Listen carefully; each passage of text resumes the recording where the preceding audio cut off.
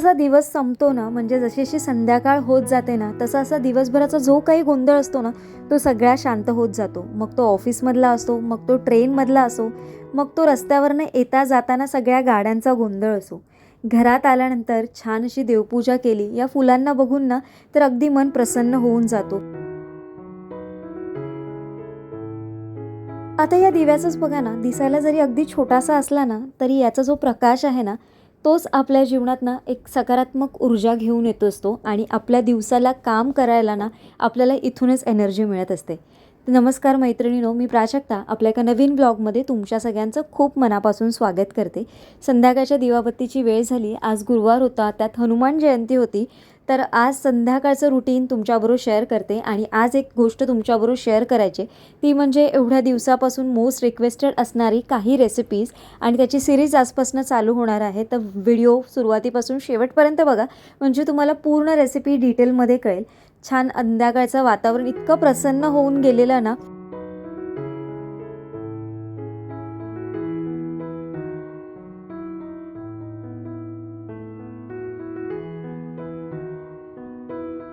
तर आज ना मी जी रेसिपी शेअर करणार आहे त्याच्या आधी ना बेकिंगबद्दल, म्हणजे बेकिंगमधला महत्त्वाचं काय असतं तो OTG.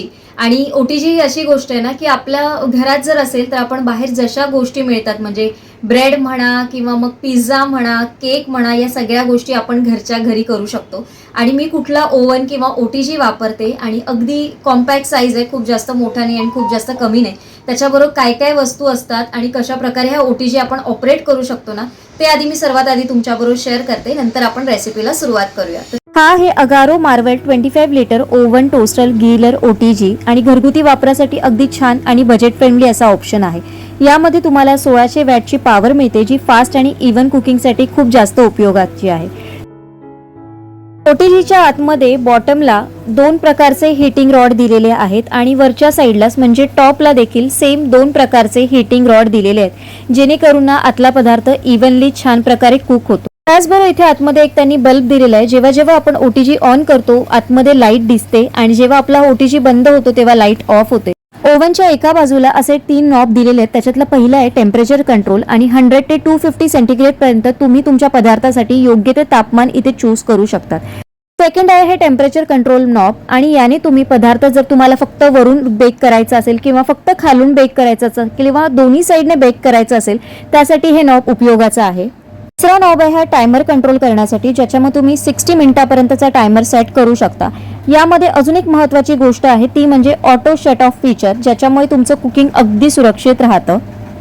यामध्ये तुम्हाला मिळतो एक ओव्हन रॅक, एक बेक पॅन, त्याचबरोबर मिळतो रोटेसरी हँडल, त्याचबरोबर मिळतो ट्रे हँडल, त्याचबरोबर मिळतो तुम्हाला रोटेसरी रॉड आणि त्याचबरोबर याने ना बेकिंग करणं अगदी सोपं होऊन जातं. जो ग्लास डोअर आहे तो हीट रेसिस्टंट आहे आणि याची जी बॉडी आहे ती स्टेनलेस स्टील पासून बनलेली आहे, ज्याच्यामुळे ती जास्त टिकाऊ आणि साफ करायला देखील अगदी इझी आहे. दाखवते तुम्हाला. इथे सर्वात आधी ओट्स घेतलेत, कारण ओट्सची कुकी आहेत. हे चोको चिप्स घेतलेत. तुम्ही डार्क चॉकलेट जर असेल तुमच्याकडे तर ते म्हणजे सुरीने बारीक बारीक चॉप करून पण यूज करू शकता. माझ्याकडे चोको चिप्स होते म्हणून ते घेतलेत. चोको चिप्स वापरायचे नसतील तर तुम्ही जे ड्राय बेरीज असतात ना वेगवेगळ्या, त्या देखील तुम्ही घेऊ शकता. इथे दूध घेतलेलं आहे, मैदा घेतलेला आहे, ही ब्राऊन शुगर आहे आणि ही ब्राऊन शुगर तुम्ही बघाल ना तर जशी बाहेर मिळते ना तशी जाड नाही आहे, ही त्याच्यापेक्षा थोडीशी बारीक अशी आहे. जर तुम्हाला ही नाही मिळाली तर तुम्ही जी असते नॉर्मल ब्राऊन शुगर ती थोडीशी मिक्सरला वाटून घ्या. बटर घेतलेलं आहे, खूप जास्त मेल्ट नाही आहे पण हे सॉफ्ट बटर आहे. त्याच्यानंतर हे सगळे ड्रायफ्रूट्स घेतलेत, तुम्हाला जे आवडतील ते घ्या. थोडेसे याला चॉप करून घ्या. हे खूप आता अख्खे मी घेतलेले आहेत. दालचिनी घेतली आहे फ्लेवरसाठी. इथे इसेन्स वगैरे नाही वापरणार आहोत आपण, दालचिनी वापरणार आहोत. तर दालचिनी मी ताजीच घेतली आहे, कारण याला ना आता आपण चांगलं मी आता खलबत्त्यात कट करून म्हणजे क्रश करून घेणार आहे, त्याने याचा फ्लेवर खूप छान येतो. तर तुमच्याकडे पावडर अवेलेबल असेल तर तुम्ही पावडर पण घेऊ शकता. आणि बेकिंग पावडर, बेकिंग सोडा नंतर कसं वापरायचं ते मी सगळं सांगते. या सगळ्याचे डिटेल जे आहेत, म्हणजे किती ग्राम घेतलंय किंवा कसं मेजरमेंट घेतलंय, हे मी व्हिडिओच्या खाली डिस्क्रिप्शन्समध्ये देईन, तुम्ही तिथे जाऊन बघू शकता. सर्वात आधी मी दालचिनी आहे ती खलबत्त्यामध्ये कुटून घेणार आहे, कारण बाहेरची पण मिळते पण त्याचा तेवढा स्मेल किंवा त्याचा जो फ्लेवर असतो ना त्यापेक्षा अशी कुटून वापरलेल्याचा फ्लेवर अगदी खूप छान आणि उठून येतो आपल्या कुकीजमध्ये.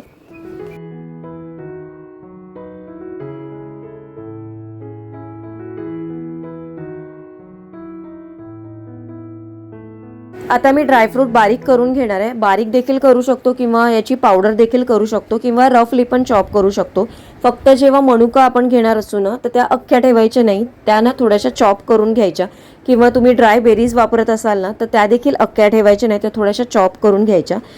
आता रेसिपीला प्रॉपर सुरुवात करू. बटर घेतलेलं आहे. बटरमध्ये मी ब्राऊन शुगर ॲड केलेली आहे आणि हे ब्लेंडरने ब्लेंड करून घ्यायचं असतं, पण मी ब्लेंडर न वापरता इथे हातानेच हे फेटून घेणार आहे. हलकं होईपर्यंत छान हे फेटून घ्यायचं आहे आपल्याला. हलकं झाल्यावर हे असं दिसतं, याच्यापेक्षा पण खूप जास्त असं हलकं होतं. आता याच्यामध्ये मी मैदा ॲड करणार आहे आणि हा चाळून घेतलेला मैदा आहे. त्याचबरोबर ओट्स, त्याचबरोबर मी आपण खलबत्त्यात कुटलेली दालचिनीची पावडर, हे सगळं मिक्स करून घ्यायचं. आता याच्यामध्ये एक छोटा चमचा बेकिंग पावडर आपण ॲड करणार आहोत. बेकिंग पावडर ॲड केल्यानंतर आपण याच्यामध्ये जे अजून ड्राय पदार्थ आपल्याकडे तयार केलेले होते, त्याच्यामध्ये होती ड्राय फ्रूट्स, त्याचबरोबर आहे आपले चोको चिप्स, असं सगळं याच्यामध्ये ॲड करून घ्यायचं. तुम्हाला ॲडिशनल काही याच्यामध्ये ॲड करायचं असेल म्हणजे खाण्यासाठीचं, म्हणजे जसं ड्रायफ्रूटचे जे काही प्रकार असतात ना, तुम्ही सगळे याच्यामध्ये ॲड करू शकता. आता आपल्याला ना याचा एक पिठाचा गोळा तयार करून घ्यायचा आहे. त्याच्यासाठी तुम्ही 2 मोठे चमचे याच्यामध्ये दूध टाकून अगदी जसं आपण पिठाचा गोळा मळतो तसं पिठाच्या गोळ्याप्रमाणे हे मळून घ्यायचं आणि ना हे एकजीव करून एका फॉईलमध्ये आपल्याला बांधून ठेवायचं आहे. आणि फॉईलमध्ये बांधणं हे मॅन्डेटरी आहे. एका छान फॉईल पेपरमध्ये, हे म्हणजे जो ट्रान्सपरंट फॉईल पेपर असतो त्याच्यातच तुम्ही हे रॅप करा आणि फ्रीजमध्ये एक अर्ध्या ते 1 तासासाठी ठेवून द्या. 15 ते 20 मिनटं ठेवलं तरी इनफ आहे जर तुमच्याकडे वेळ नसेल तर. इथे मी OTG प्रीहीट करून घेतला आहे. 180 सेंटीग्रेडवर 10 मिनटासाठी प्रीहीट करणं खूप गरजेचं आहे. आणि हीटिंग पॉवर मी जे रॉड आहेत ते वरती आणि खाली असे दोन्ही साईडला मी सेट करून घेतलेले आहेत. आता आपलं जे मिश्रण आहे त्याला पण अर्धा तास झालेले आहेत ऑलमोस्ट. तर आता ते मी फ्रीजमधनं बाहेर काढून घेतलं. आणि जेव्हा आपल्याला अशा काही कुकीज बनवायच्या असतात तेव्हा त्या एकाच साईजच्या बनण्यासाठी मी वेट करून घेते. तुम्ही न वेट करता डायरेक्टली देखील करू शकता स्पूनच्या मदतीने. तर आता मी इथे 20 ग्रॅम ईच याप्रमाणे कुकीजचे म्हणजे करून घेणार आहे इंडिव्हिज्युअल असे. तर याच्या कुकीजच्या बघा खूप जास्त असे दाबून फ्लॅट करायचे नाही, एक राऊंड शेपमध्ये गोळा करायचा आणि थोडंसं किंचितचं त्याला फ्लॅट करायचं. आणि जेव्हा आपण प्लेस करतो ना तेव्हा मात्र जागा सोडून प्लेस करायची, म्हणजे एका ट्रेमध्ये तुम्हाला खूप जास्त म्हणजे 2 कुकीजच्या मध्ये खूप जास्त जागा सोडायची, कारण याचा साईज ना खूप मोठा होते, बऱ्यापैकी मोठी होते. त्याच्यामुळे मग त्या एकमेकांना चिटकल्या जातात. तर तुम्ही इथे बघू शकता मी बऱ्यापैकी याच्यामध्ये जागा सोडलेली आहे. आणि आता आपल्या कुकीज बेक होण्यासाठी तयार आहेत. आता आपल्याला या बेक करायच्या आहेत 180 डिग्रीवर एक 10 ते 12 मिनटासाठी आपल्याला बेक करून घ्यायच्या आहेत.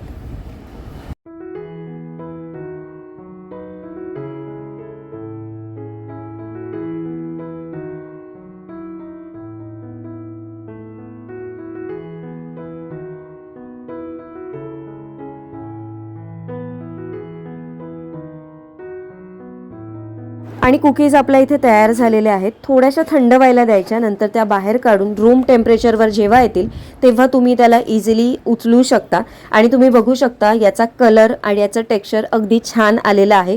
कुठूनही त्या ओव्हर बेक झालेल्या नाही आहेत.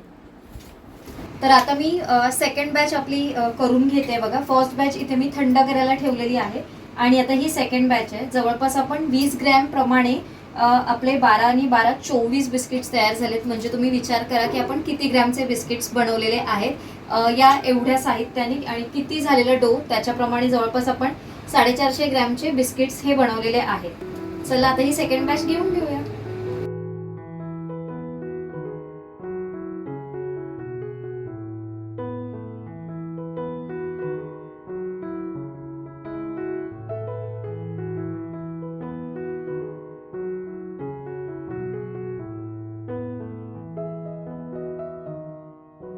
तर अशा पद्धतीने आपली ही ओट्स मिल्क कुकीज तयार झालेली आहे. रेसिपी तुम्ही नक्की ट्राय करा आणि मला नक्की सांगा.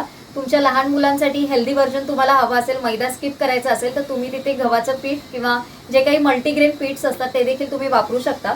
आता तुम्हाला कळण्यासाठी अगदी साधी सोपी पद्धत मी आजच्या ब्लॉगमध्ये तर तुमच्याबरोबर शेअर केलेली आहे. चला आता दुसरी बॅच झाली की मी छानपैकी दोन्ही थंड करून झाल्यानंतर मग आपल्या ग्लास जारमध्ये मी भरून ठेवेन. एअरटाईट डब्यात जर भरून ठेवली तर आरामात ही महिनाभर राहतात, काही खराब होत नाही. फक्त तुम्ही मटेरियल जे काही वापराल ना तिथं कुठे ओलावा नसला पाहिजे किंवा कुठे स्टोअर करणार तिथे ओलावा नसला पाहिजे. अगदी छान आरामात 1-1.5 महिना या कुकीज राहतात. तर चला, कुकीज तर आज मी तुमच्याबरोबर शेअर केली आणि नेक्स्ट व्हिडिओमध्ये अजून तुम्हाला कुठली कुकीजची रेसिपी किंवा अजून काय बेकिंगचं बघायचं असेल तर मला नक्की कमेंट करून सांगा. आता आपल्या रुटीन कामांना सुरुवात करूया. आता एका साईडला आपलं ओटीजी पण पूर्णपणे थंड झालेला आहे, तो आता क्लीन करून घ्यायचा आहे. क्लीन करताना एक गोष्ट नेहमी लक्षात ठेवायचा, ओटीजी हा पूर्णपणे थंड पाहिजे. त्याच्यानंतर तुम्ही याला आतून आणि बाहेरून अशा एका सुक्या कपड्याने व्यवस्थित नीट पुसून घेऊ शकता. आज ना मला दूध देखील मिळालं नाही. मी दुधासाठीच पातेलं वरती काढून ठेवलेलं आणि या पातेल्यासाठी पण एक आपल्याला कमेंट आलेली की ताई याच्यामध्ये दूध उतू जातं का? तर याच्यामध्ये पण दूध उतू जातं. मला असं वाटतं की आपण जर लक्ष नाही दिलं तरी कुठल्याही भांड्यातनं दूध उतू जातंच. फक्त जे कुकर असतात ना त्याच्यामधनं मात्र दूध उतू जात नाही. जे प्रॉपर शिटीचे कुकर येतात दुधासाठीचे ते. तर माझाच उपवास पण होता आणि ही मला ना आमच्या बाजूला एक बर्थडे होता, तर त्याची ही एक डिश पण आलेली माझ्याकडे ज्याच्यामध्ये भरपूर असा खाऊ होता. आणि सचिनने पण माझ्यासाठी ना खालून वेफर आणलेले, कारण माझा उपवास होता आणि आज माझा टाईम पूर्ण बिझी जाणार होता. म्हणजे आज पूर्ण दिवस बिझीच गेला आहे, कारण आल्या आल्या हे सगळं रेसिपीचं शूट वगैरे त्याच्यामध्ये बराचसा वेळ गेला माझा. तर मी काहीतरी खावं म्हणून माझ्याकडे घरात होतं काही खाण्यासाठी, जसे मखाणा वगैरे होते उपवासासाठी, तरी पण तो घेऊन आला. तर ते मी फक्त थोडंसं ओपन केलं पण मी खाणार नाही आहे, कारण मला केळ्याचे वेफर खायला खूप जास्त आवडत नाही. आणि ही जी फुलं आहेत ती फुल मार्केटमधनं घेतलेली आहेत आणि ही 30 रुपये किलोने मला मिळाली. अंधारात ॲक्च्युली काहीच कळत नाही तिथे, आणि तिथे ना थोडासा उशीरच झालेला मला जायला, थोडा काय बऱ्यापैकी जास्त उशीर झालेला.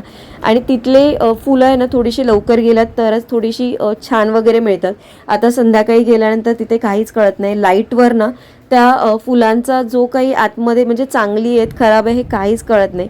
आता मी ही निवडायला बसली आहे, कारण जेव्हा मी आपल्या प्रॉपर लाईटवर बघते ना तर याच्यामधली बऱ्यापैकी फुलं ही खराबच आहेत. खराब म्हणण्यापेक्षा ना त्याच्यावरनं पाणी मारून मारून माझ्यामध्ये ती लोक त्या टोपलीमध्ये ठेवत असतात. त्याच्यामुळे खालची जी फुलं आहेत ना ती सगळी ओल्याने खराब झालेली आहेत आणि वरची फुलं चांगली आहेत. काही फुलांना काळे काळे डाग होते. आता ही सगळी फुलं मी वेगवेगळी करून ठेवणार आहे आणि मग जेवढी चांगली फुलं आहेत तेवढी मला आता देवपूजेसाठी वापरायला घ्यायची आहेत. उद्या परवामध्ये मी परत जाईन आणि छान अशी वेगळी फुलं घेऊन येईन. तर आजचा ब्लॉग तुम्हाला कसा वाटला मला कमेंट करून नक्की सांगा. आजचा ब्लॉग इथेच एंड करते. उद्या एका छानशा ब्लॉगमध्ये भेटेन छान अशा रेसिपीसोबत. तोपर्यंत सगळ्यांना Shri Swami Samarth. Bye bye and take care.